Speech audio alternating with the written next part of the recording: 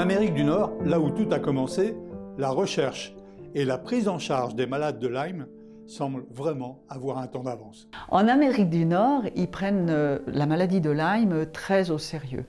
D'ailleurs, il y a de récentes découvertes qui ont été faites par le docteur John Ocott, qui a visualisé des images de maladies qui perduraient au-delà du traitement préconisé par la Haute Autorité de Santé, c'est-à-dire les 4 semaines d'antibiotiques que les médecins sont tenus de donner.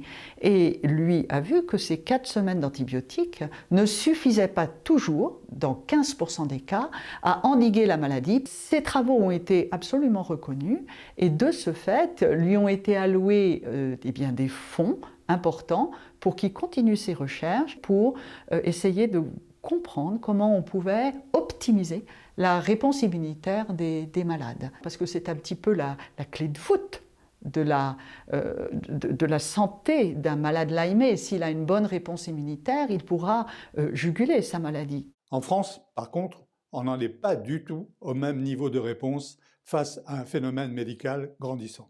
Nous en sommes très loin, puisque la maladie de Lyme se doit d'être guérie au terme des 4 semaines d'antibiotiques. Et quand bien même vous vous plaignez de symptômes persistants, les mêmes que ceux dont vous souffriez avant que ne vous soit donné le traitement, eh bien vous êtes sommé d'être guéri, c'est-à-dire qu'on vous dit qu'à ce moment-là, ces maux ne sont que les résultats de troubles psychologiques le plus souvent. Écrire un livre sur votre chemin de croix, c'était une manière de passer au-dessus de la souffrance? Au cours de mon chemin thérapeutique, au cours de mon parcours de patiente, je me suis aperçue que la médecine française avait des dysfonctionnements que je ne soupçonnais pas, pouvait en avoir en tout cas. Je parle là bien sûr de la maladie de Lyme.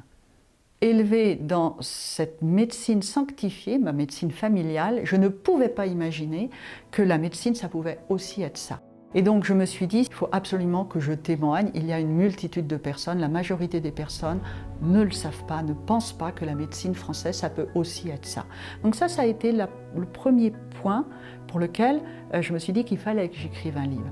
La deuxième raison, c'est que j'ai compris que j'étais une malade un petit peu atypique. D'une part, 40 années de maladie de Lyme, c'est quand même quelque chose de pas fréquent. D'autre part, j'avais été à 2 reprises fausse négative, c'est-à-dire que j'avais fait des tests et ces tests m'étaient revenus négatifs alors que j'étais déjà largement impactée par la maladie. Mais l'on sait que 40% des tests sont négatifs alors qu'ils devraient positiver. Ce ne sont pas des tests fiables. Donc j'étais une fausse négative.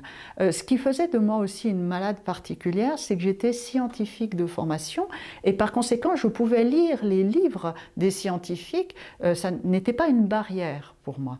Et pour finir, j'avais conscience que j'étais debout et je savais qu'une multitude de malades à mon stade ne l'étaient plus. Et d'ailleurs j'ai enterré un ami. Donc je devais parler pour eux, je devais témoigner pour eux, je devais, combattre un petit peu pour eux. J'étais leur voix, en quelque sorte. À lire votre livre, et pour résumer, face à la maladie de Lyme, il y a 2 groupes de médecins qui s'opposent. Il y a les médecins qui sont dans la certitude que la maladie de Lyme est une maladie bénigne, infectieuse, qu'on soigne par des antibiotiques de synthèse classiques et qu'au terme de cette cure d'antibiotiques, on est guéri.